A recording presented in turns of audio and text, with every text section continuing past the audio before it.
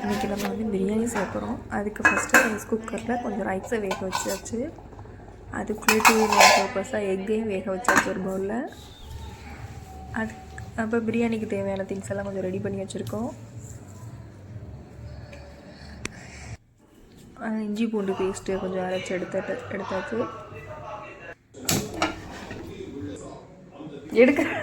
நினைச்சேன். புதினா, பட்டை, கிராம்பு, வெங்காயம், தக்காளி, கொத்தமல்லி. இது சிக்கன் பிரியாணி தான் செய்ய போகிறோம் இன்றைக்கி.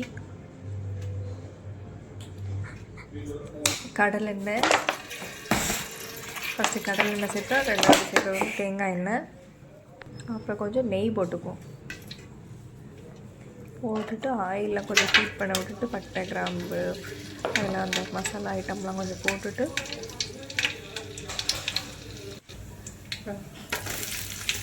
அதுக்கப்புறம் தக்காளிக்கு ஆனியன் போட்டு நல்லா வதக்கிக்கணும். வதங்கி வந்ததுக்கப்புறம் அதில் கொஞ்சம் தக்காளி ஆட் பண்ணணும். தக்காளி ஆட் பண்ணிவிட்டு இஞ்சி பூண்டு பேஸ்ட்டு அதையும் போட்டு நல்லா வதக்கிறணும்.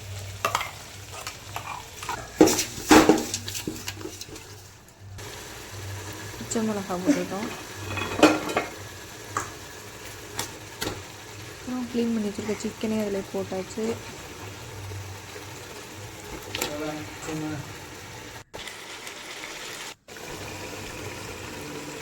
அதுக்கப்புறம் அதுக்கு தேவையான மசாலா போட்ட பிரியாணி மசாலா, சில்லி பவுடர் இதெல்லாம் போட்டாச்சு. தயிர், வீட்டில் உள்ள தயிர். அப்புறம் நல்லா 2 கைப்பிடி அளவுக்கு புதினா நிறையாவே சேர்த்தாச்சு. கொஞ்சம் ஃப்ளேவருக்கு கொத்தமல்லி, ஒரு 1/2 லெமனு புளிஞ்சு விட்டாச்சு. அப்புறம் அந்த பாயில் பண்ண 3/4 பாயிலான ரைஸை அதில் போட்டு தண்ணியை வடிச்சிட்டு ரைஸை மட்டும் அதில் போட்டுட்டு வெயிட் போட்டாச்சு.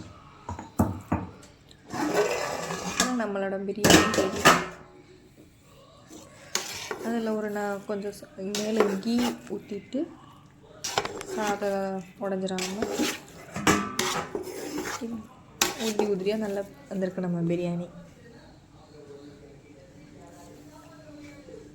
நாங்கள் இன்றைக்கி எங்கள் வீட்டில் பிரியாணி சாப்பிட போகிறோம். நீங்களும் வாங்க சாப்பிடலாம்.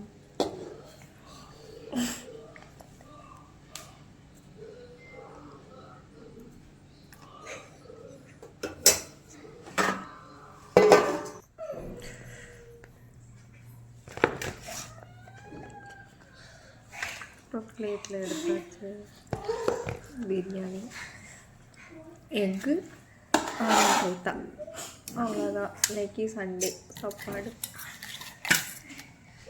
ஓகே, பாய்.